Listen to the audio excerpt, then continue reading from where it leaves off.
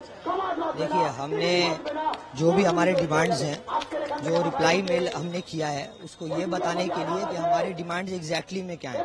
हमें ये महसूस हुआ over the phone chief minister madam के साथ डिस्कशन करते हुए कि उन्हें डिमांड्स क्लियर नहीं पहुंचे हैं या उन्हें पता नहीं है। इसको लेकर हमने डिमांड्स को क्लियरली बताया है कि एग्जैक्टली में क्या डिमांड्स हैं, कैसे उनको लागू करना है और उसका इफेक्ट हेल्थ सिस्टम पर कैसे है।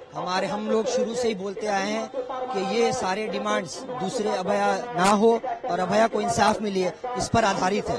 तो आप मेल में जब पढ़िएगा तो क्लियरली लिखा हुआ है कि हम लोग प्रिंसिपल हेल्थ सेक्रेटरी का रेजिग्नेशन क्यों चाहते हैं, क्योंकि एडमिनिस्ट्रेटिव पोस्ट के हेड पे जो इंसान मौजूद होता है उसी की जिम्मेदारी होती है कि हेल्थ सिस्टम ठीक तौर से चले। अब चूंकि ये इंसिडेंट, इतनी बड़ी घटना, अभया जैसी घटना एक मेडिकल कॉलेज में हुई है और इसके पीछे एक पूरा बैकग्राउंड है कि थ्रेट कल्चर है और कॉलेज में जो अलग अलग तरीके के मेडिकल कॉलेजेस में जो करप्शंस हैं, उनको देखते हुए हेल्थ सेक्रेटरी का ये रोल बनता था कि वो उसको जल्द से जल्द ठीक करते।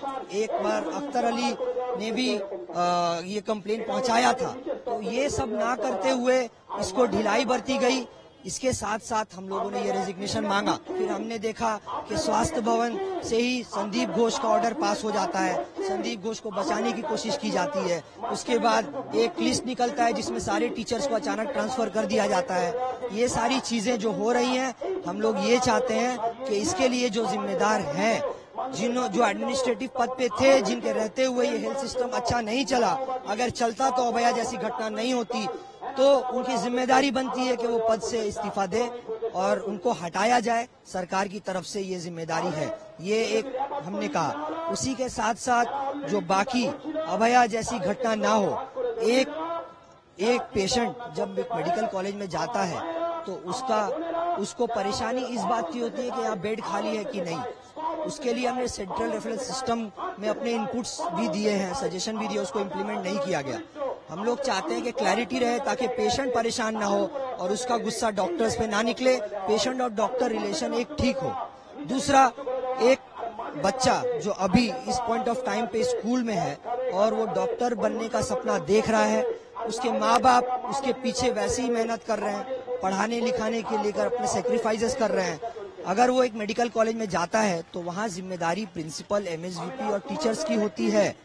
तो ये जिम्मेदारी सही तौर से हो, उस व्यक्ति, उस स्टूडेंट की आवाज उन तक पहुंचे, इसी के लिए हमने जो कॉलेज लेवल टास्क फोर्स का डिमांड किया है, जिसमें स्टूडेंट रिप्रेजेंटेटिव्स हो और वो चुने हुए हों स्टूडेंट के जरिए से, वो वहां जाकर रिप्रेजेंटेशन करें, ना कि किसी गुंडे को लेकर वहां बिठाया जाए।